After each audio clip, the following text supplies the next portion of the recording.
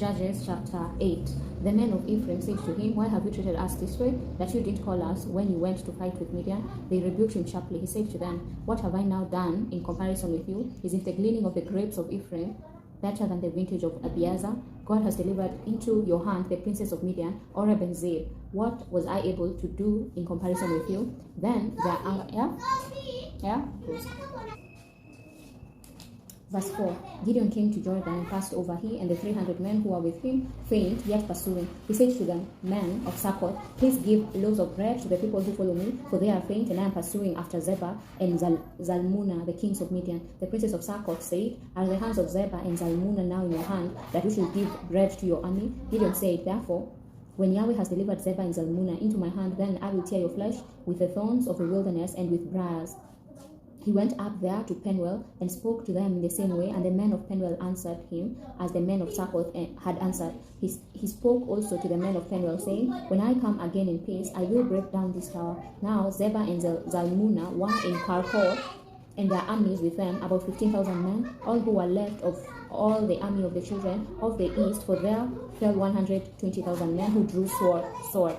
Gideon went up by the way of those who lived in tents on the east of Nobah and Jokbeha, and struck the army, for the army felt secure. Zebah and Zalmunna fled, and he pursued them. He took the two kings of Midian, Zebah and Zalmunna, and confused all the army. Gideon the son of Joash returned from the battle from the ascent of Heres. He caught a young man of the men of Succoth and inquired of him, and he described for him the princes of Succoth and its elders, 77 men. He came to the men of Succoth and said, "See Zebah and Zalmunna, concerning whom you taunted me, saying, Are the hands of Zebah and Zalmunna now in your hand, that we should give bread to your men who are weary?" He took the elders of the city and thorns of the wilderness and briars, and with them he taught the men of Succoth.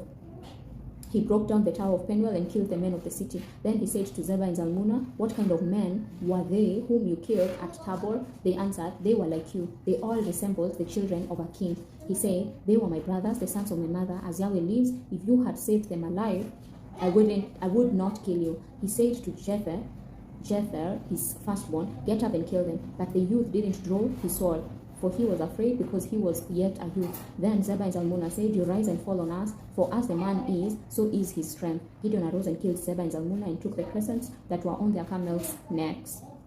Then the men of Israel said to Gideon, "Rule over us, both you, your son, and your son's son also, for you have saved us out of the hand of Midian." Gideon said to them, "I will not rule over you, neither shall my son rule over you. Yahweh shall rule over you." Gideon said to them, "I do have a request, that you would each give me the earring of his plunder." For they had golden earrings, because they were Ishmaelites. They answered, "We will willingly give them." They spread a garment, and every man threw the earrings of his plunder into it. The weight of the golden earrings that he requested was 1,700 shekels of gold, in addition to the crescents and the pendants and the purple clothing that was on the kings of Midian, in addition to the chains that were about their camels' necks. Gideon made an ephod out of it and put it in Ophrah, his city.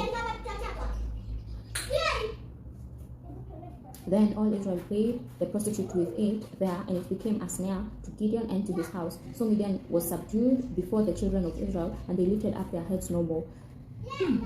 The land had rest 40 years in the days of Gideon. Jerubbaal, the son of Joash, went and lived in his house. Gideon had 70 sons conceived from his body, for he had many wives. His concubine, who was in Shechem, also bore him a son, and he named him Abimelech. Gideon, the son of Joash, died in a good old age and was buried in the tomb of Joash his father in Ophrah of the Abiezerites. As soon as Gideon was dead, the children of Israel turned again and played the prostitute, following the Baals, and made Baal Berith their god. The children of Israel didn't remember Yahweh their God, who had delivered them out of the hand of all their enemies on every side. Neither did they show kindness to the house of Jerubbaal, that is, Gideon, according to all the goodness which he had shown to Israel. Amen.